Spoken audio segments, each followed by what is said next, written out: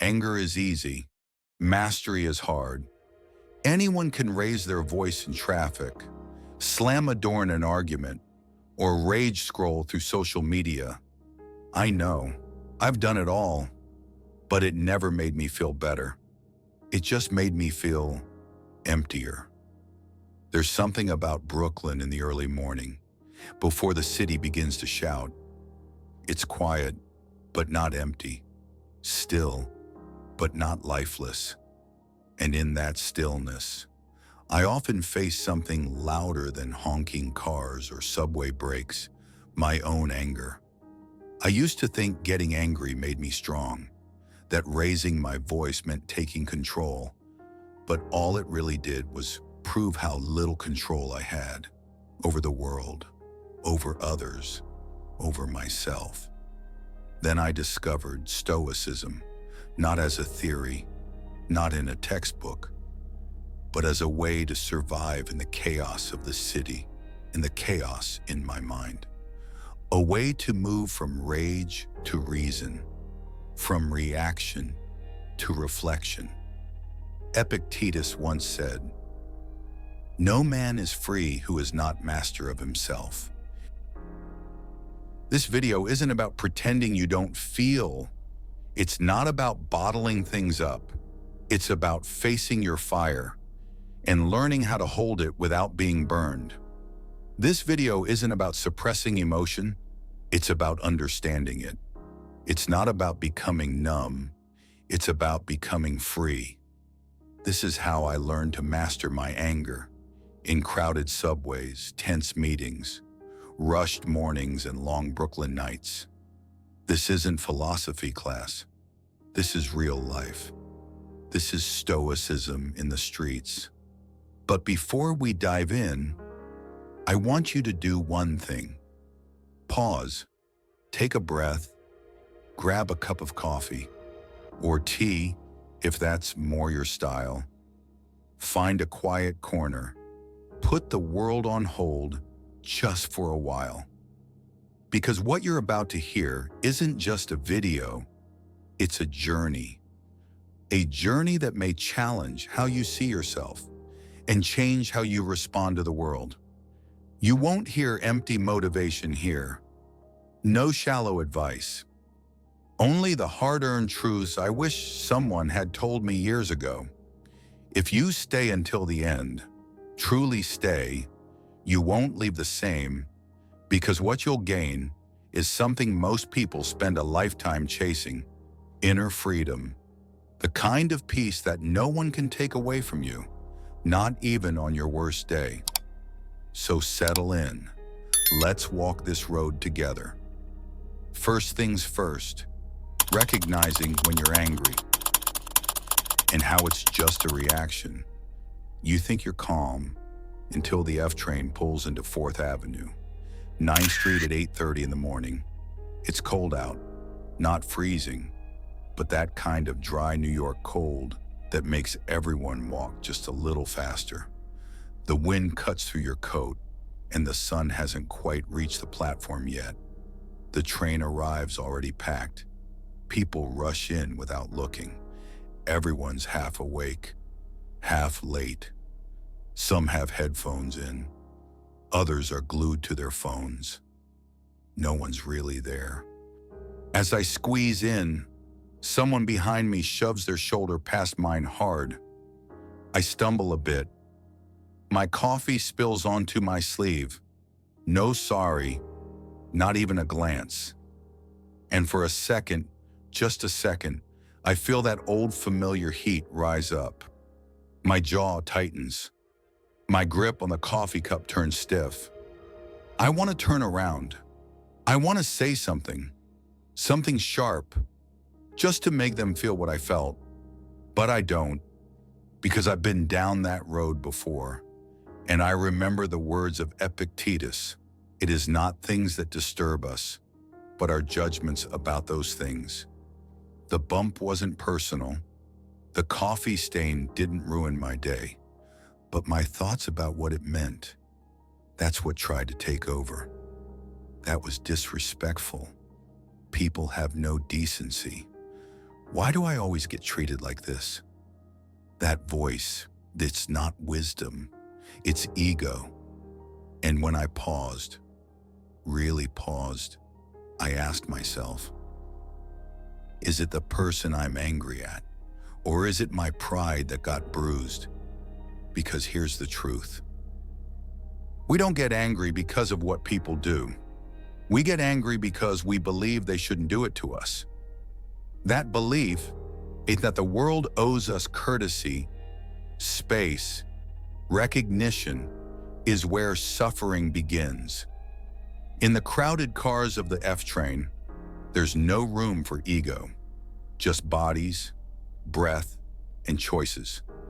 That morning, I chose not to react. Not because I'm better, but because I'm tired of giving strangers the keys to my peace. The second thing, why we get angry when our ego feels challenged. I remember a late afternoon in a small coffee shop on Bedford Avenue, Brooklyn.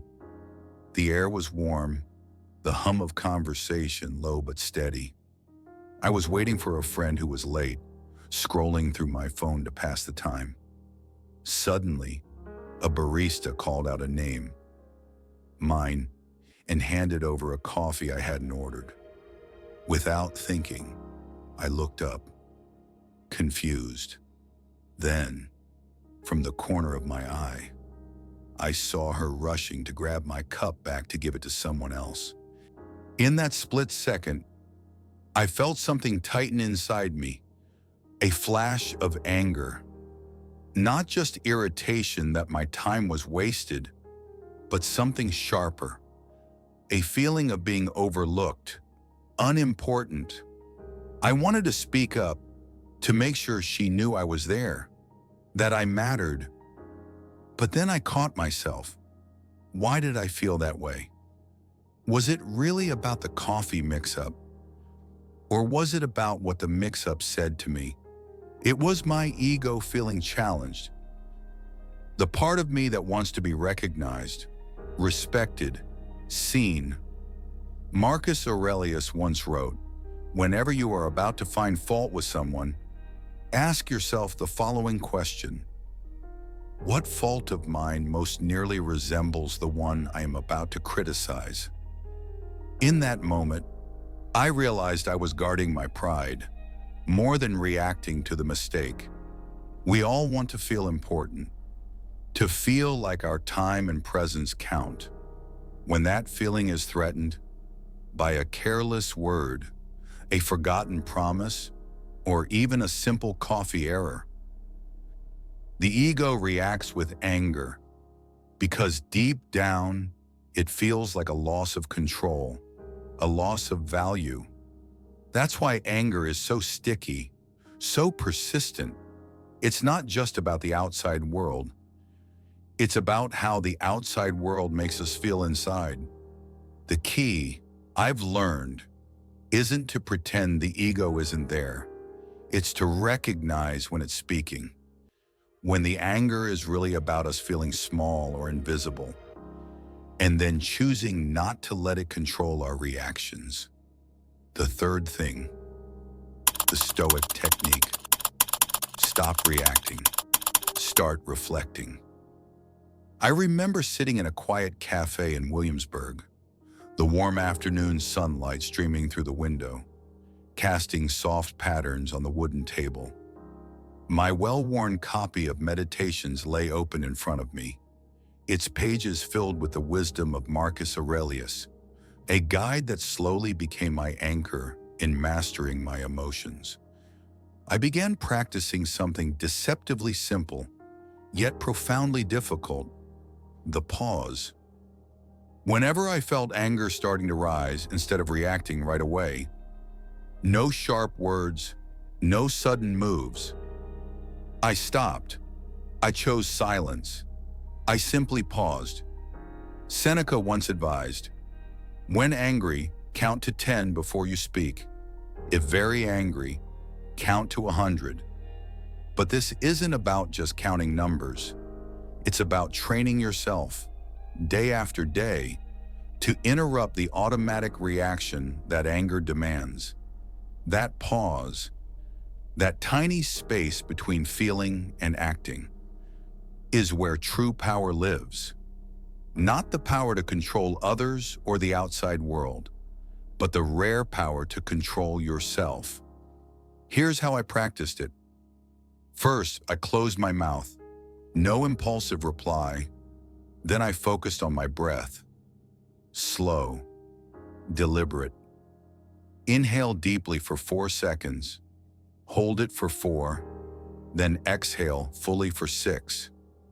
This simple breathing technique helped calm my nervous system and cleared the fog of sudden emotion. In that stillness, I asked myself a crucial question. What is really being threatened right now? Is it my pride, my sense of respect, or is it just a fleeting discomfort? Epictetus reminds us, it's not what happens to you, but how you react to it that matters. By stepping back, by pausing, I gave myself the chance to choose a response aligned with the person I want to be, calm, thoughtful, and free from unnecessary pain. This isn't a one-time trick. It's a daily practice, a muscle you strengthen through repetition. Sometimes the pause is just a fraction of a second. Sometimes it takes longer, but each time it builds your inner freedom, because real mastery over anger comes not from suppressing it, but from understanding it and responding with wisdom rather than impulse.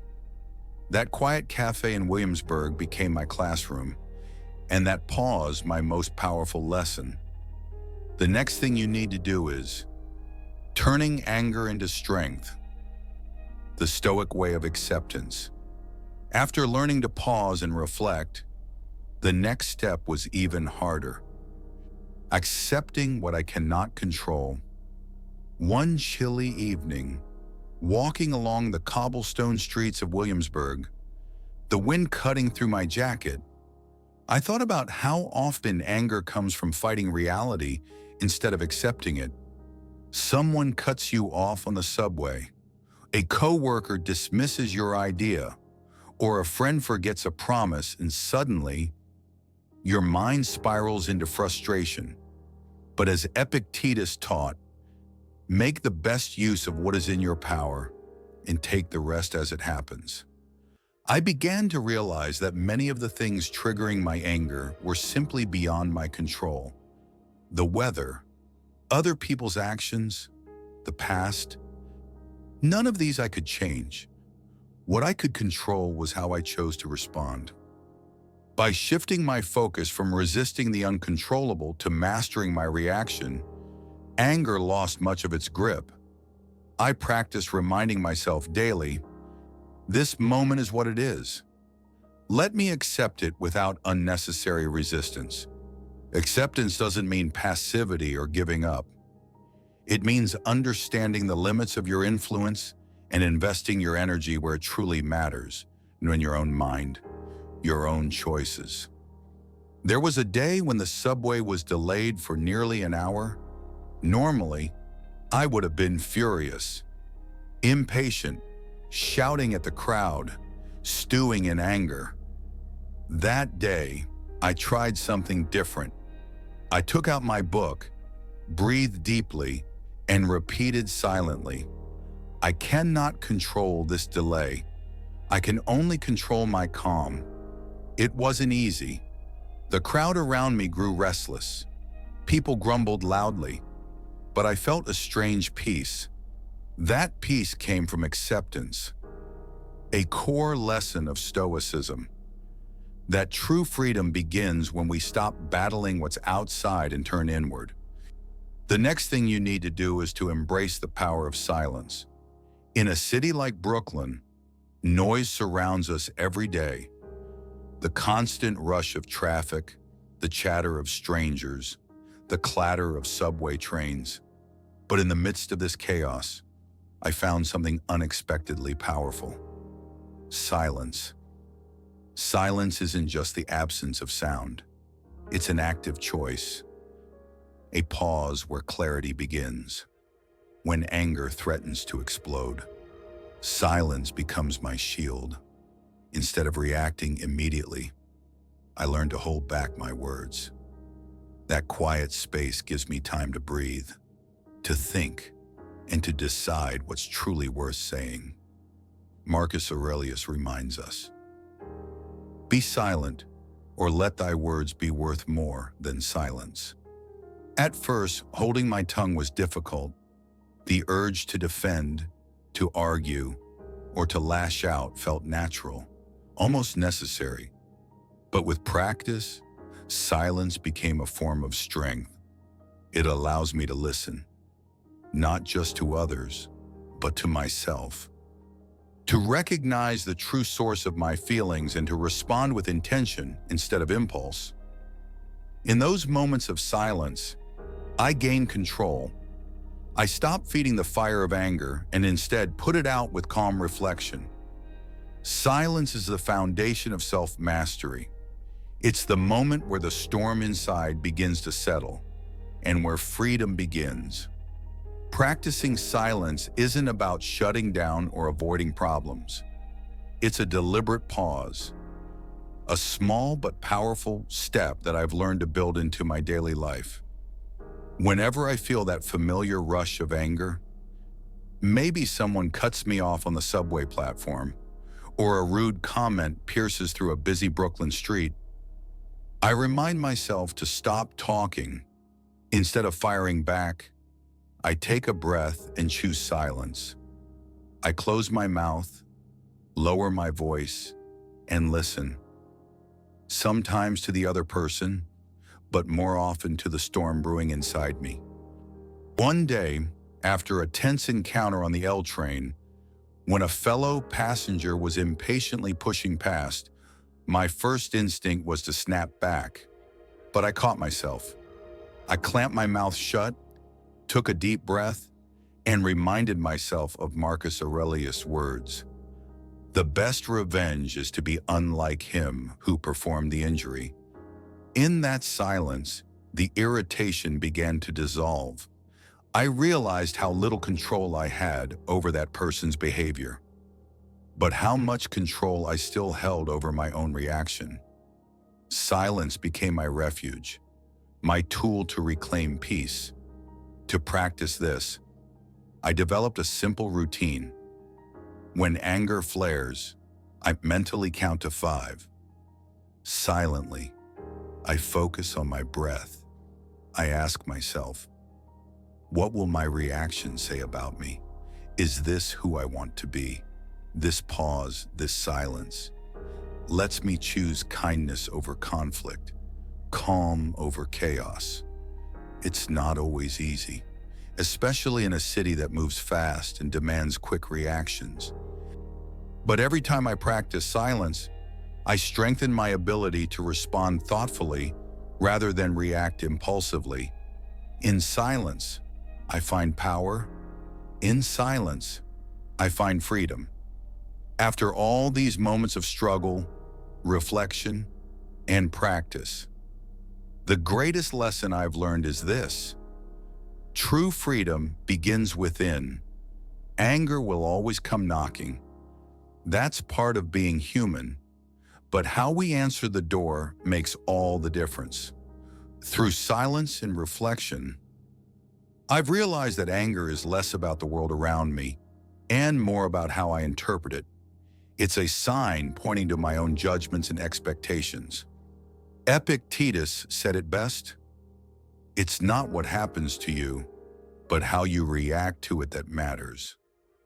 The more I accept this, the more peace I find.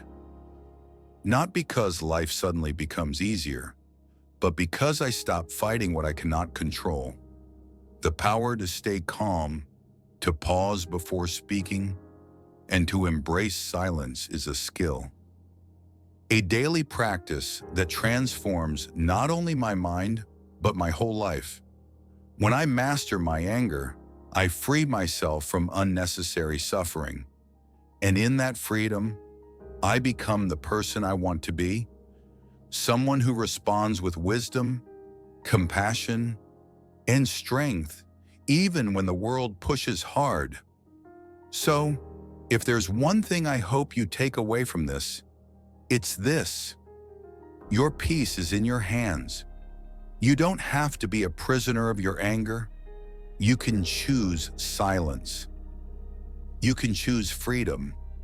Mastering your emotions isn't a one-time achievement. It's a continuous journey. Every day in Brooklyn, whether I'm walking down Bedford Avenue or waiting for the subway at Union Square, I'm reminded that the struggle doesn't end. The city never slows down, and neither do the challenges inside my mind. Some days, I handle my anger well. I pause, breathe, and respond thoughtfully. Other days, I slip up. I raise my voice. I regret my reaction afterward, and that's okay.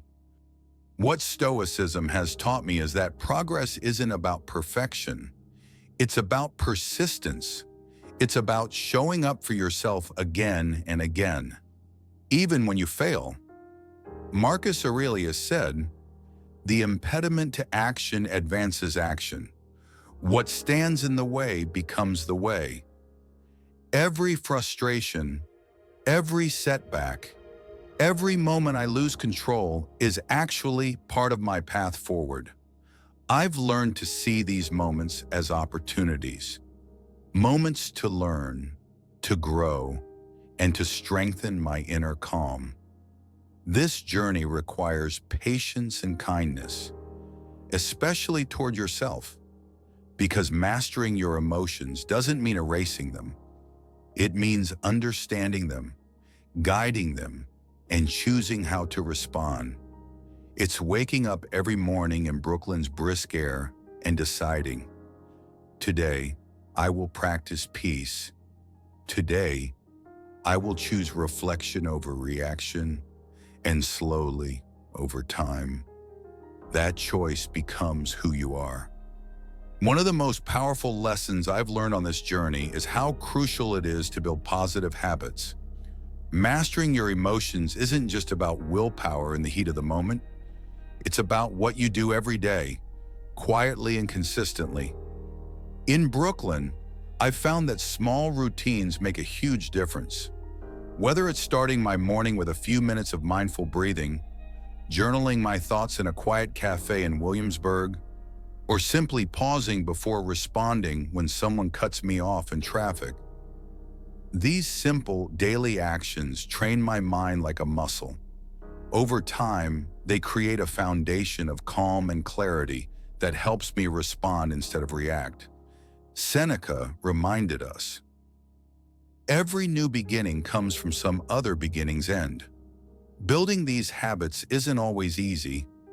At first, I had to remind myself constantly. Sometimes I'd forget to pause. Sometimes I'd lose patience. But by returning to these habits day after day, they slowly became second nature. That's the key. Consistency over intensity. When you build positive habits around your emotions, you create resilience.